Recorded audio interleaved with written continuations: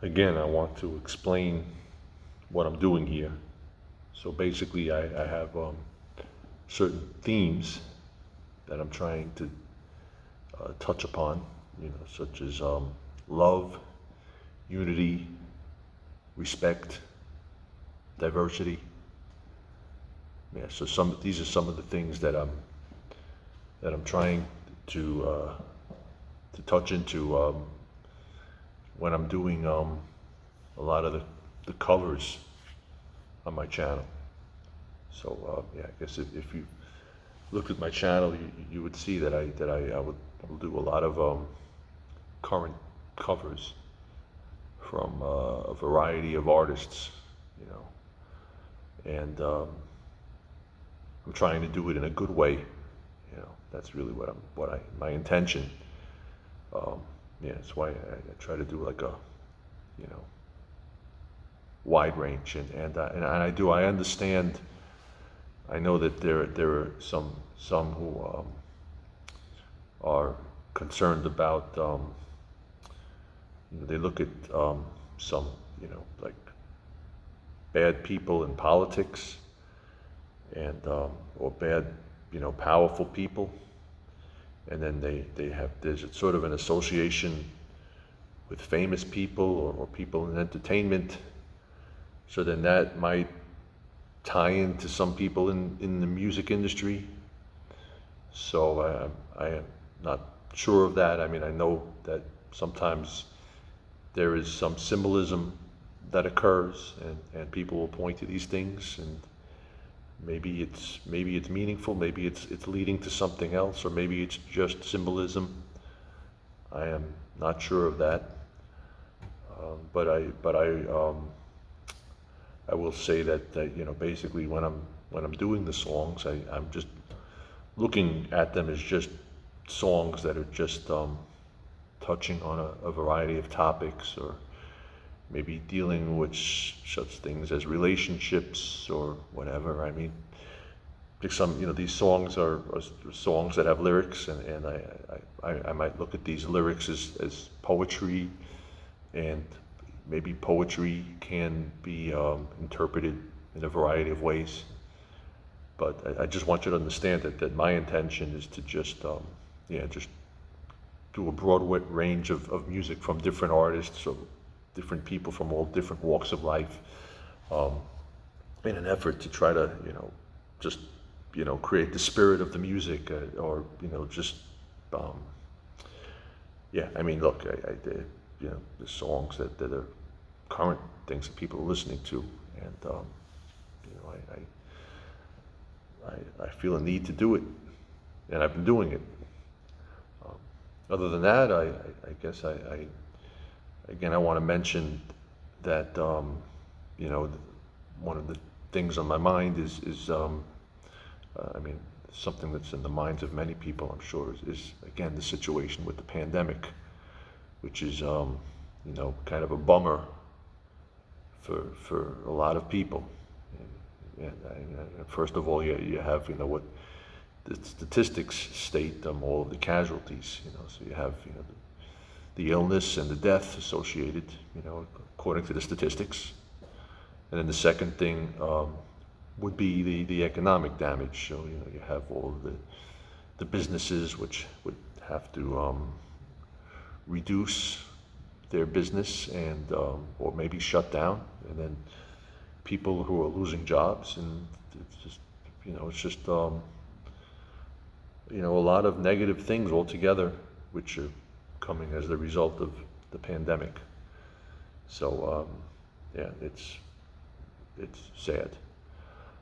And then another thing that I want to point out, which is problematic, is a lot of the division that occurs, and I'm thinking mainly, in the United States where I live, but I think this division kind of extends to other places around the world, and I think that a lot of this is related to the conflicts about understanding what is true.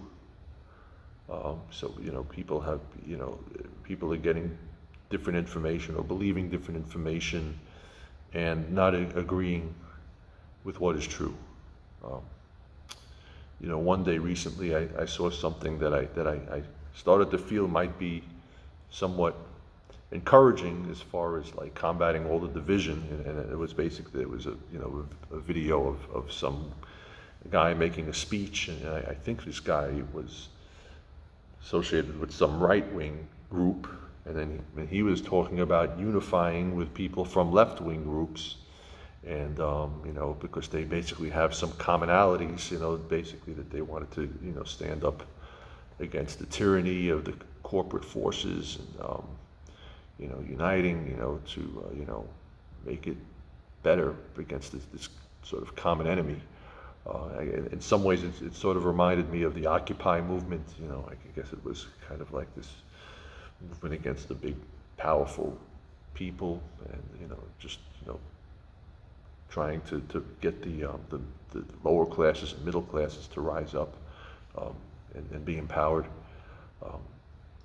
So I guess that was, seeing this was sort of encouraging. But then later, I saw another video where there was some guy who makes documentaries who basically, he's trying to study different groups, a lot of extremist groups, and he's just basically trying to get information about what's going on out there. I think he had good intentions, but this person who makes the documentaries indicated this person who was doing this speech talking about unity and all of these things, and had also at some point in social media was praising somebody who did some killings and things, and so that's violence, and I'm not in favor of violence, so that was disappointing and a little bit confusing. So much for that. And then maybe I should say a few things about this January 6th insurrection that occurred. The main thing that I would think in my mind would be that I would have expected more security. I would have imagined that, being that it was Trump, and Trump having a very large following, and then of all of the energy created by the idea of the election fraud and all of these things, that I guess you would have expected a lot of people to gather in this, on this day, and being near the Capitol.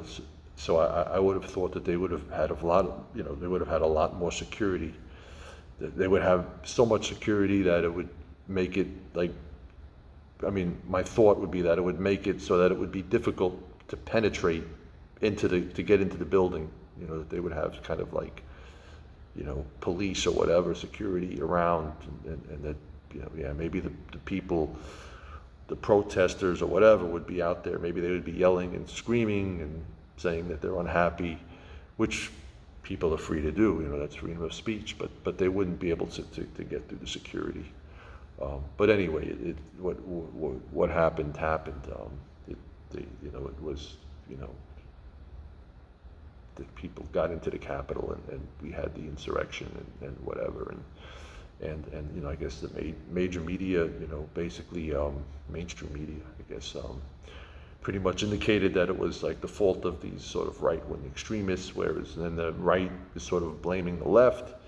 And again, it's just another part of this, the thing that goes on about truth, that we have a hard time determining what is true, what is not true, so this sort of goes on. But I would say that a big part of this thing was election fraud. And then first, I should also mention that when you talk about election fraud, there was something that happened regarding the 2016 election, and there was these allegations of Russians having interference into that election. So then there was an investigation into that, and so the results of that investigation, well, I guess it really would depend on what media you follow, because I think maybe some media might have said yes, that there was interference, and maybe even the president himself might have even contributed to that, and then there were others who pretty much dismissed the whole thing and said it was just like a big waste of time, it was, a bunch of nonsense. So anyway, that whole thing occurred. So then of course, then there was this 2020 election, and again, allegation now from the other side saying that there was something wrong with the election, something happened, something didn't go right, that there was some kind of rigging or something, some kind of fraud, something deceitful. The one thought that I've had in my mind about, regarding this whole thing is that the idea that there were these voting system technologies that were used. I guess these independent companies got involved, and they were, helping to calculate or, come to the results of these elections. These companies that I guess our government decided to use. So, and once you do that, I guess you kind of open the door, because you're using some outside source, getting involved in the election. That I guess you're kind of opening the door for somebody to make some accusation that there's something fraudulent going on. Not that there was, but maybe there was, maybe there wasn't. I guess to the mainstream media that there wasn't. I guess they checked it over many times, and they kept saying that it was not. But then still, the other side keeps saying, or certain people on the other side keep saying, no, it was. But anyway, my thought is that, I guess my question would be, can a government provide, whatever the services that were provided by these third-party companies, can a government say, would it be like the Federal Election Commission? So that wouldn't they be able to, create a voting system technology that, which could be monitored by, I guess both Democrats and Republicans or any of the parties involved, to basically oversee all of the tallying of the votes to make sure that it was done correctly and fairly, and we wouldn't, have this big, messy situation.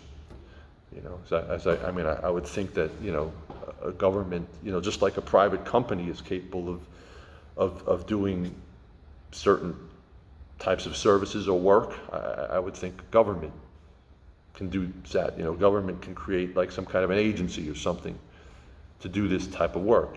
You could basically employ the professionals and the experts, the technicians that are knowledgeable about this, and create such a system to just basically to avoid having these kinds of problems. And again, I might even think of the example of say a school. You have like public schools, and public schools, are basically, you get government funding, and they create schools, but then you could have private companies can create schools, and maybe they can provide, education services as well. The same thing with, say,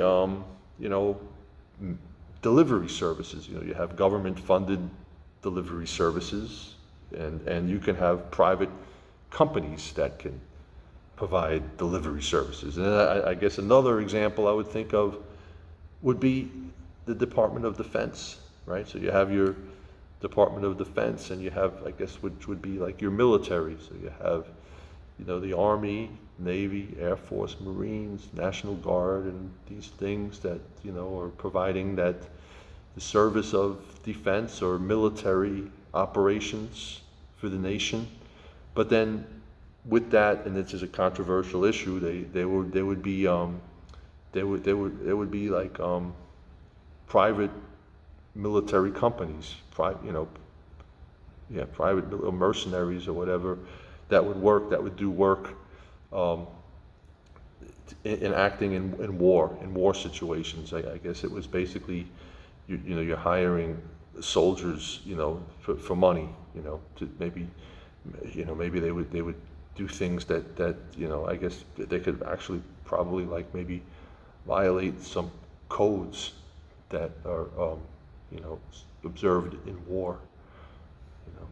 Anyway, so but anyway, so we wound up with the situation with the allegations of the voter fraud, and a lot of it was pointing at these third party companies that, you know, the technology that they somehow they were able to manipulate the results. I mean, that was just one part of it. I mean, I guess there were other ways that they were claiming that there was fraud, but I think that was one of the, you know, when I look at the news, it was like sort of like one of the biggest stories that I heard. So I guess, yeah, that was just like a thought that kept popping up in my mind, would be that that if they were able to just, you know, use their own, you know, government agency providing the technology to, you know, tally up the votes, you know, monitored by, you know, both Republicans and Democrats or any other, you know, parties involved, to make sure that it is done fairly and perfectly. You know, but anyway, so just some thoughts. Now, what else do I want to say? Oh yeah, I wanted to mention, been thinking about machine language. You know, I guess I'm thinking about like computers, thinking about like on the lowest level of a computer, you have like sort of machine language, or maybe binary.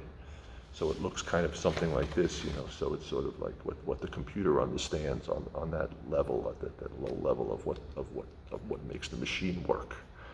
So you have like ones and zeros is basically how, that's sort of like the basic technology of computers. And another illustration, here's another illustration of that idea, and I just made like kind of shaded in these boxes. So you have them completely shaded in, so it's all black, or it's not shaded in, so it's white, so it's like black and white. And why am I saying that? I guess because I am thinking. Sometimes I think of the idea of sort of like social engineering, you know, social engineers, and sometimes I think that maybe this is, you know, this is how they want the society to be, you know, just kind of like, you know, just kind of like these extremes, you know, like, you know, all one way or all the other, you know, either ones or zeros, you know, everybody's either a one or they're a zero, or they're just one way or they're the other way, you know, just complete polar opposites. But, you know, in actuality, I think that it's more like this, you know, it's more like kind of like shades of gray. I think that's, you know, more realistic as to how people really are, you know, kind of like more, maybe say analog or more natural. You know, that's so. As I was thinking about that, I kind of thought of like designing a survey, and I would think that, you know, this kind of survey, you know, because I think that, you know, if, you know, I have this concept of these sort of social engineers and how they look at the society, and of course I'm thinking of all the division and whatnot. And I guess my thought would be like that there's certain people that are fitting to a certain profile, that they would be like to the extreme one way, and then the other profile kind of the anti of that, opposite the other way. So I would think of this kind of this survey, which would, you know, kind of get an idea of the profile of people, and my expectation would be that like everybody, you know, according to the social, I mean, hopefully the social engineers would have it so that, again, like, you know, all people are either, you know, completely shaded in or completely not shaded in, you know, so they're all like either one way or the other way, not like shades of gray. That's not how people are. But anyway, so the first thing would be, yeah, so I guess I think of a survey, you know, so you see a lot of surveys, and maybe there's a scale, you know, you rate something on a scale of, you know, now I thought of the scale of 1 to 5. I mean, you could have, you know, any kind of a scale, you know, 1 to 10, 0 to 10, 0 to 5. But anyway, I just thought of like some kind of a, you know, just made up in my mind, or maybe I saw this somewhere. But so here would be like kind of like, you know, you have like 1 is strongly disagree, 2 is moderately disagree, 3 no opinion, 4 moderately agree, 5 strongly agree. You know, so that would be like the idea of it. And again, like the people fitting, like the one type of profile would be more on the 5, strongly agree, whereas the people on the opposite profile are going to be like more on the 1, strongly disagree, right? So anyway, that would be that. And then here, okay, so here's like some examples of, because I guess I think of all the different kinds of questions and all the different topics that that occur in our conversations or in the world today. And so I just different kinds of questions popped in my mind. So here's like one. Do you believe some immigrations are too harsh and inhumane? That would be one. So it would be, again, you would fill it in. Either you would be like, picking 1 to 5. Some people would be strongly agree, other people would be strongly disagree. And I guess, again, according to the social engineers, everything's extreme. Everything's either 5 or 1. Do you believe there should be a ban on fracking? Right? Again, that would be like another kind of a question. Do you believe some socialist ideas are good? Right? Okay. Do you believe objectionable speech needs to be restricted? Right? Do you believe there should be a mandate to wear masks? Right? So again, these are, and I could come up with all kinds of questions, that, to try to get an idea of the profile. And I guess, again, my thought of, I have this idea of these sort of social engineers that, maybe that's behind like all of the division that we see. So that, certain people would vote all 5. So let's say if there were like 100 questions, then, everybody would, all those people, they would all get 500. But then the people on the polar opposite side would put all 1, strongly disagree, and they would get a score of 100. So you'd have all 500s and all 100s. And I think that's kind of like what, sort of like the goal of what, if there are these social engineers that I think of in my mind, what like their intended goal is, Whereas like, probably now if I took this, maybe I would be somewhere in the middle. I'd maybe get maybe a 300. And again, I think of like this, I think of this. I think this is more like realistic, and these shades, I guess they indicate like all the different types of numerical values that I would think realistically people would get if they took such a survey, which would be a better indication that people are more, there's all kinds of people. There's like a wide, diverse range of people out there, but we don't have to be, wanting to kill each other, wanting to hate one another, that we can actually be somewhat close. And, like maybe if I'm like this, and, maybe I can have a conversation with somebody like this, maybe, we could kind of, find some common ground, or maybe, I don't know, maybe more like maybe these two, maybe, but anyway, I hope you kind of get what I'm trying to get at. Anyway, so, and then another thing that I want to, I guess a lot of times I hear about that we're coming, because there was the fictional piece 1984, this Orwellian thing that things are getting Orwellian, and I know like whatever, it was published 1949, so it had a big impact on a lot of people, because I suppose they looked at that fictional piece, and I guess they saw a lot of things in that piece that were, kind of giving an indication of how the real world was operating, when they looked at, sort of like the political situations,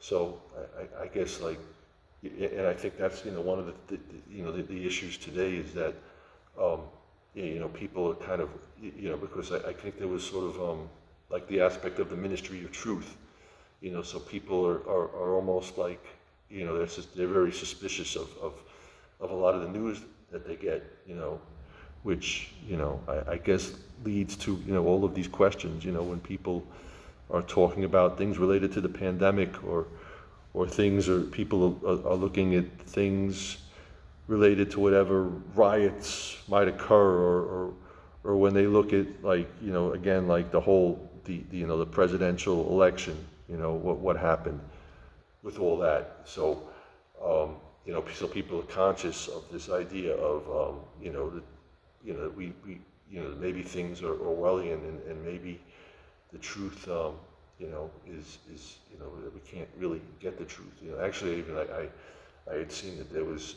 somebody in the New York Times, was calling for a, reality czar, so I guess that would kind of be like the Ministry of Truth.